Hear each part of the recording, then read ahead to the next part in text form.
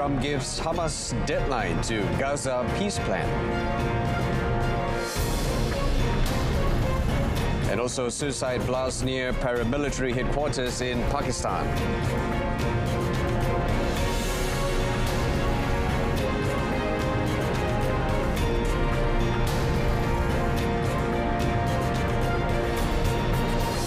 Good afternoon and Salam Malaysia Madani. I'm Brendan Paul. Prime Minister Dr. Sri Anwar Ibrahim will present the US proposed Gaza peace plan to the cabinet. He said Arab nations agree the priority is to end the violence, uphold Palestine's independence, including Gaza, and speed up humanitarian aid. Saya tidak fikir kerangka persetujuan itu akan memenuhi hasrat kita, terutama dalam mempertahankan prinsip keadilan bagi rakyat Palestin. Tetapi sebagai suatu permulaan, ia sangat bermakna, iaitu hentikan keganasan penjajahan ke atas bumi Palestin. Kedua, bantuan kemanusiaan sangat mendesak dan anak-anak kita, rakan-rakan kita yang bersama dalam kecilan, sama dari Malaysia dan negara, itu sebenarnya membawa suatu mesej masyarakat dunia yang sangat bermakna. Apa arti kemanusiaan? Jadi kalau untuk itu dulu, saya fikir satu permulaan yang sangat bermakna. Dr. Sri Anwar said this after visiting the Subud Nusantara Command Centre in Sepang, where he was briefed on the Global Subud Flotilla mission's progress. The White House unveiled a 20-point plan calling for a ceasefire, a hostage prisoner swap, phased Israeli withdrawal from Gaza, Hamas disarmament, and a transitional government under international oversight. It was reported that Palestine welcomed efforts by US President Donald Trump to end the ongoing war in Gaza, while reiterating its commitment to work with Washington and other involved parties to achieve peace. Meanwhile, President Trump gave Hamas an ultimatum of 3 or 4 days to accept his plan to end the war in Gaza or face severe consequences. Trump said that the world powers, including Arab and Muslim nations, welcome the proposal. Well, we're going to do about 3 or 4 days. We'll see how it is. All of the Arab countries are signed up. The Muslim countries all signed up. Israel's all signed up. We're just waiting for Hamas. And Hamas is either going to be doing it or not. And if it's not, it's going to be a very sad end. Not much.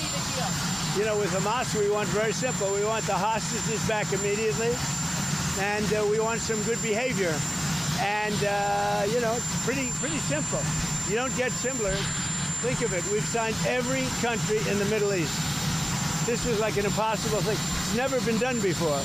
This is more than Gaza. Gaza was big stuff, but Gaza is a piece of it. Hamas has started consultations and discussions with other Palestinian factions to study the proposed peace plan. A Hamas source stated that the mediators from Qatar and Egypt reviewed the plan before presenting it to Hamas leadership and other factions. The consultation may take time, as the submitted document is supposed to form the basis of any potential agreement, despite contradictions in Trump's recent statements and what he described as daily shifts in positions. According to the source, Hamas is open to proposals as long as they do not undermine Palestinian national principles. However, he described the plan as biased toward Israel and including unreasonable conditions that aim to weaken the movement both politically and militarily. The proposal presented by Washington did not reflect what was discussed with Arab states, but rather aligned with the positions of Israeli Prime Minister Benjamin Netanyahu. Meantime, the United Nations has welcomed ongoing mediation efforts and pledged humanitarian aid for Gaza following Trump's success in securing Netanyahu's support for a US-backed peace plan. The UN is not part of drafting this proposal, which remains a proposal. So on the content, on what's in it, I don't know. What I can say for sure is that the United Nations and its humanitarian agencies, of course, as we have done since day one, stand ready and prepared and capable to increase aid deliveries inside Gaza whenever the opportunity is such that we are allowed to do so, and the safety and security of doing so is there. The agency is also ready to increase aid delivery in Gaza. On the volume of aid ready to go in, I think we have briefed and heard from many agencies that aid is ready and available to move in from various agencies, and have been so for a long time. We have made a point of this, that it is stockpiled and available in the region to get in, and that it has been, of course, paid for by the donors, who will expect us to deliver that aid to people in need.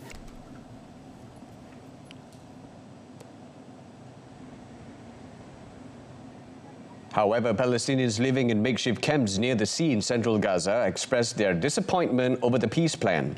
Displaced from northern Gaza, they said the plan only serves US and Israeli interests. وترامب وعد انه يحل السلام في امبارح، انه يحل السلام ويحل الاسرى. طب احنا المواطنين الفلسطينيين وين مكاننا من الاعراب؟ احنا مين بده يحلنا؟ مين بده يخلصنا من هذا الاجرام الصهيوني؟ مين بده يخلصنا منه؟ اذا سلموا الاسرى مره واحده بعوض علينا الله. احنا عالم انتهينا على الاخر، بطل لنا حياه. بعدين قصة تسليم الأسرى، بكفي انهم يحتلوا غزة. ترامب قاعد بخطط لقيته كيف بده ياخذ غزة يفتح فيها منتجعات، مناطق سياحية.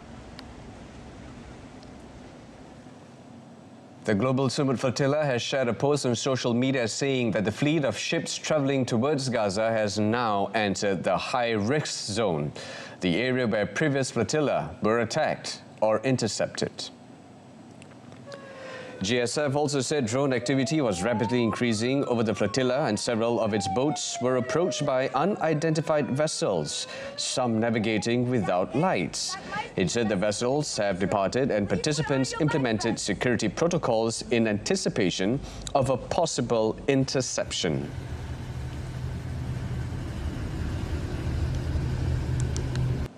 My name is Yasmin Ajar, steering committee member of the Global Summit Flotilla. We are currently on the Alma in international waters, 150 nautical miles away from the shores of Gaza. At approximately 3:18 a.m., we had a big vessel right behind me approaching. It just appeared out of nowhere. And we have more vessels that we can see that do not belong to the flotilla appearing more and more. We have up to 20 drones above us currently, and it seems that this will be an interception. We are not sure how they will intercept. We are all in position, as you can see. I want to again say we are hundreds of activists from around the world, almost 50 boats carrying humanitarian aid to a starving population, a population that is starved by Israel. We are talking about an illegal blockade of 18 years, a blockade that the world kept silent on. And this is why we're doing this. We're doing this because we are in solidarity with the people of Palestine. And we will not stop these actions because our governments are failing. And where governments are failing, we have to step in. This is for Palestine. And today, as we meet, a flotilla sails once more towards Gaza, bearing not the implements of war, but the promise of aid for a besieged people. It is a mission of mercy, and we must do all in our power to see that it reaches its shore. To let it be turned back with violence is to betray the charge that our conscience have placed upon us, to defend the weak, to shelter the oppressed, to give food to the hungry. Question of differing views, forget emotions, this is facts. What I spit is the truth. Makes no difference if you're a Christian or if you're a Jew. They're just people living in different conditions to you. They still die when you bomb their schools, mosques and hospitals. It's not... And still ahead, former Congolese president sentenced to death for war crimes. Stay tuned.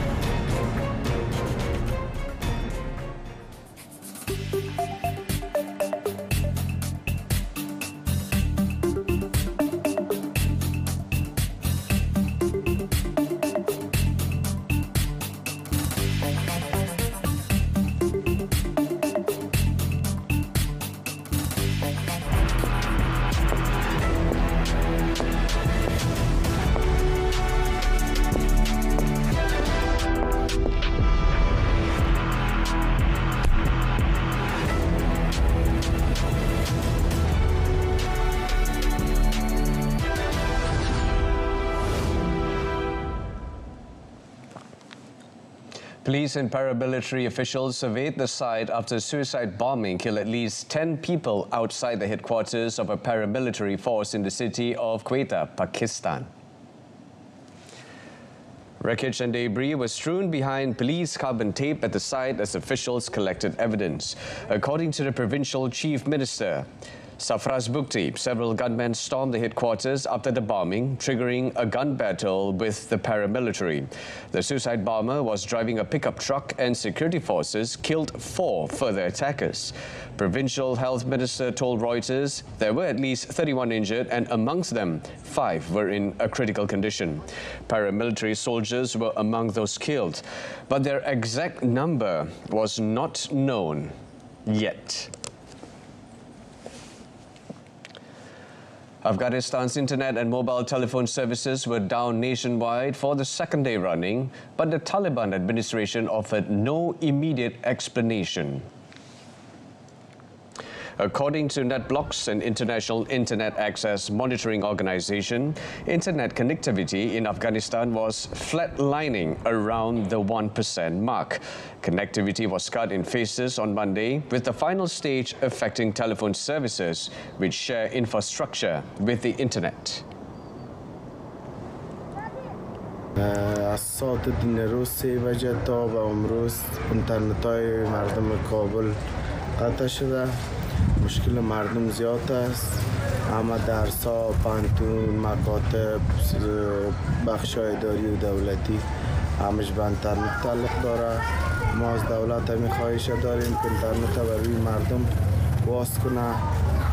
اینترنت نباشه بسیار سخت است، مردم زندگی کردن نمی‌تونن.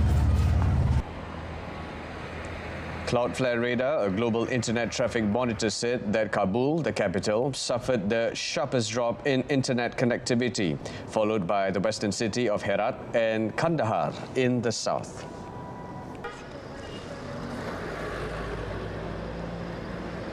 امروزه تمام مردم در تکنولوژی است و ارتباطات امیال با بیرون امیال کس از قوم خیش هیچ کس اطلاع نداره و هیچ کس نمیتونه تا در داخل افغانستان ارتباط بگیره.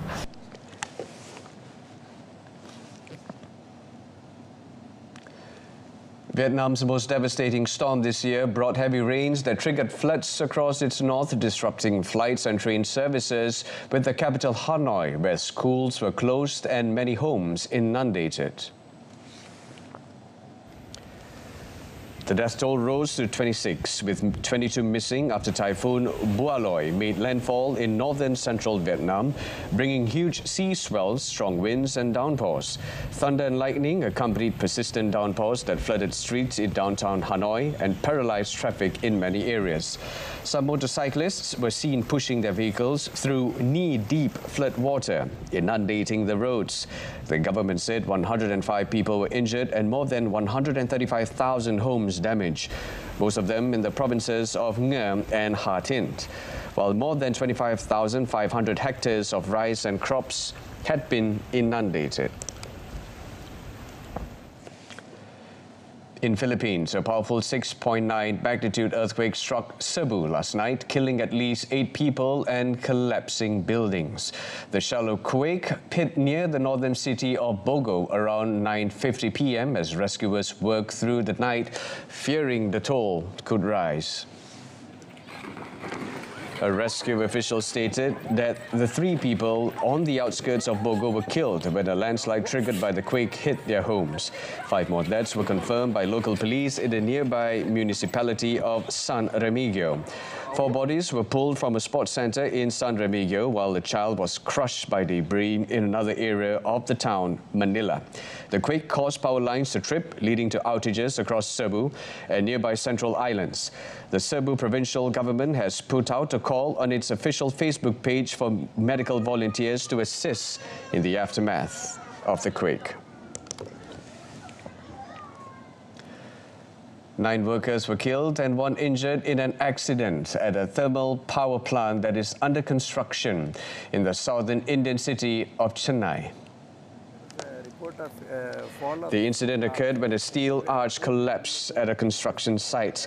Tamil Nadu Chief Minister confirmed the deaths in an ex-post and said the 9 workers were from the eastern state of Assam. According to the police, the cause of the collapse has not yet been determined. Authorities are conducting rescue operations and have launched a probe into the incident.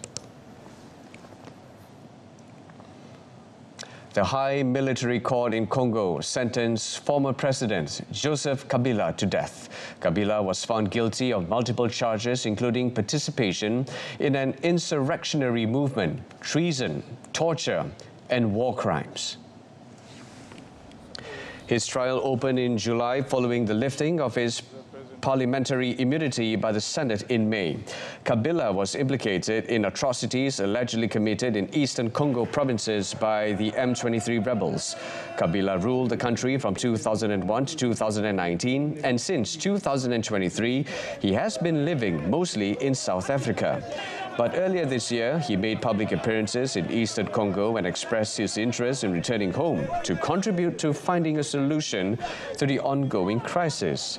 Eastern Congo has experienced one of Africa's most protracted conflicts. Since January, the security situation has sharply deteriorated, with renewed fighting reported between government forces and the M23 rebels, which have seized several strategic areas, including Goma and Bukavu.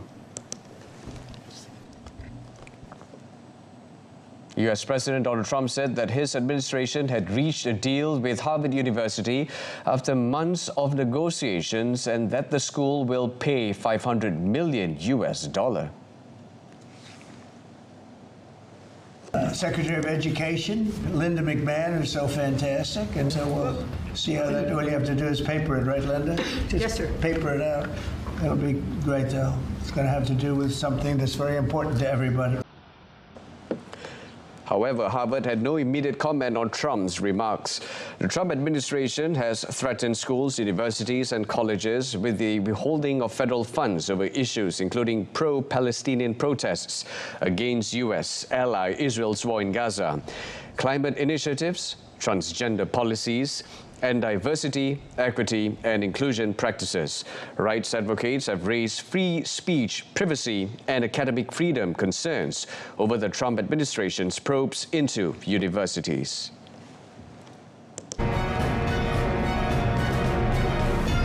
Next in sports, JDT and Machida Zelvia share the spoils in goalless draw. Stay with us. Johor Darul Ta'zim JDT displayed a solid defensive performance to hold Japanese club Machida Zelvia to a goalless draw in their AFC Champions League Elite East Zone group match at the Sultan Ibrahim Stadium last night.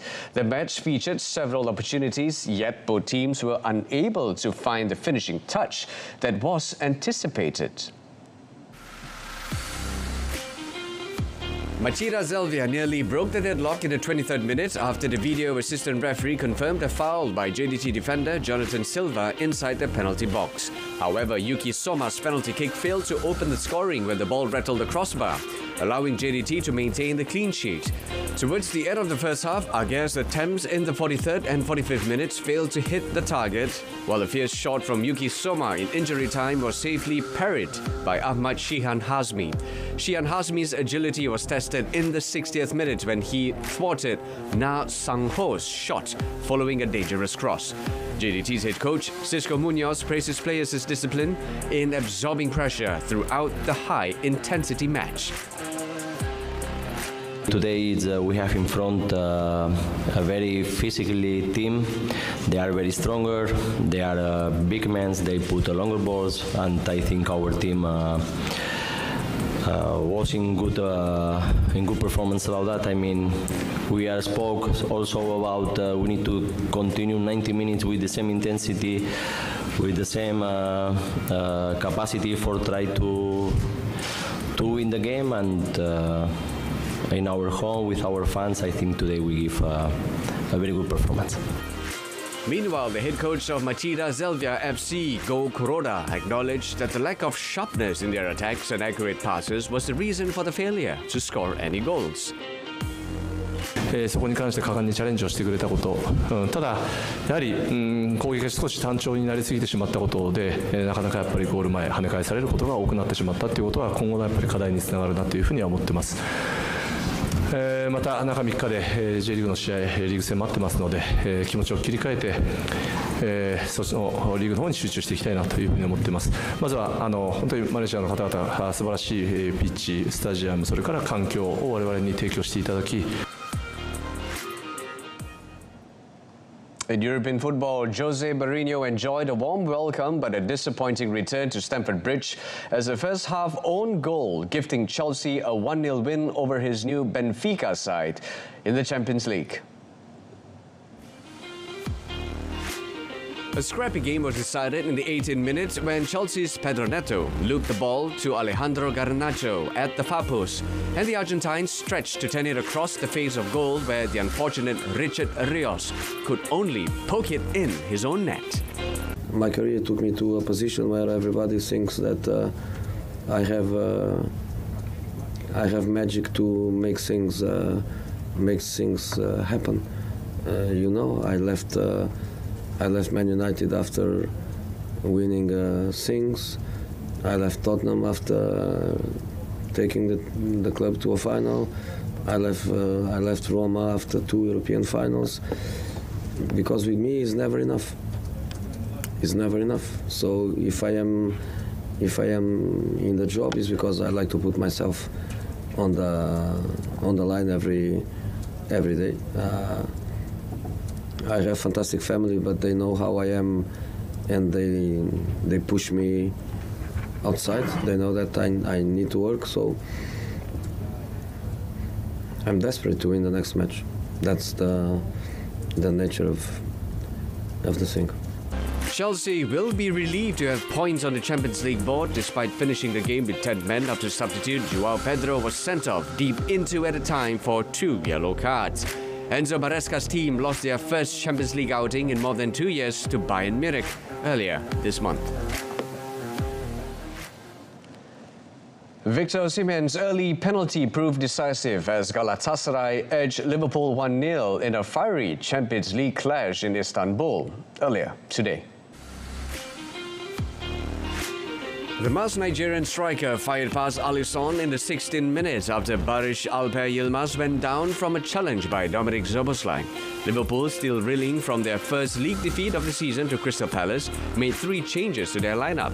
But their night went from bad to worse when goalkeeper Alisson limped off in the 56th minute, replaced by Georgi Mamadashvili. Striker Hugo Ekitike, starting after domestic suspension, was also forced off injured in the 68th. Mohamed Salah and record signing Alexander Isak came on as part of a triple substitution. But despite late pressure, the visitors looked shaky in defence and failed to find a breakthrough. In other matches, Kylian Mbappe hit a hat-trick as Real Madrid cruised past Champions League debutants Kairat Almaty 5-0. Fresh from a 5-2 loss to Atletico Madrid in La Liga, Xabi Alonso's side responded emphatically in Kazakhstan with Mbappe leading the charge. The French forward opened the scoring in the 25th minute from the penalty spot and doubled their lead from a quick counter early in the second half. Mbappe completed his hat-trick in the 73rd minute with a stunning effort from the edge of the box, with Eduardo Camavinga heading in Real's fourth. Brahim Diaz added a fifth in stoppage time, pouncing on a loose ball inside the area.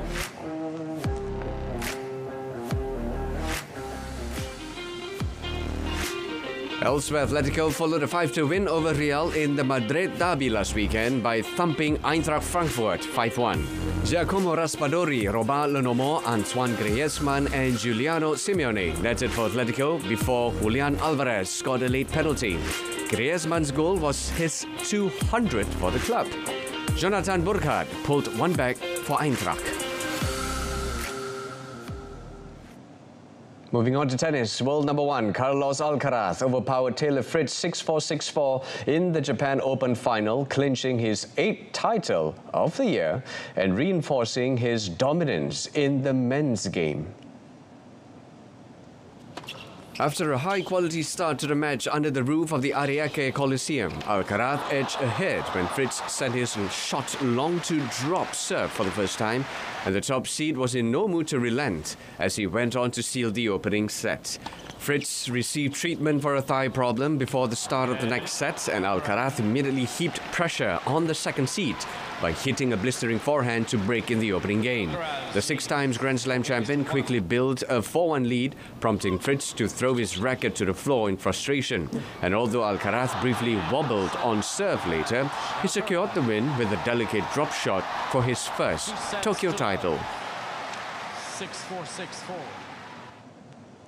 In cycling, Le Tour de Langkawi LTDL 2025, ex-DS Astana rider Matteo Malucelli redeemed himself from a disappointment by winning stage 3 of the 2025 LTDL. The Italian clocked 4 hours, 28 minutes and 4 seconds over the 197-kilometer route from Geret to Pasir Putih, overcoming the intense challenge posed by the Uno mobility duo Alexander Kristoff and Erlen Bukblikra. We pushed a little more on the climb and the downhill, and after my plan was entering the last corner in last 500 meters in the top 5. I did it, and in the last meter I jumped in front of Uno X rider. The Stage 3 victory enabled Malucelli to retain the green jersey overall leader and the orange jersey sprint for the third consecutive stage. The white jersey, Best Asian Rider, changed hands as Terengganu cycling teams. TSG Vadim Pronsky took over from his teammate Nur Aiman Rosli. Stage 4 continues today over 141.5 kilometer, featuring 3 sprint zones in Marang, Dungun and Paka. That's it from us this afternoon. In our top story, Cabinet to discuss framework of Gaza peace plan. Tune in to Malaysia Tonight, coming up at 8:30 p.m. on TV1 and saluran Berita RTM. Malaysia Madani, Rakyat, Disantuni. Till then, I'm Brenda Paul. Thanks for watching. Take care.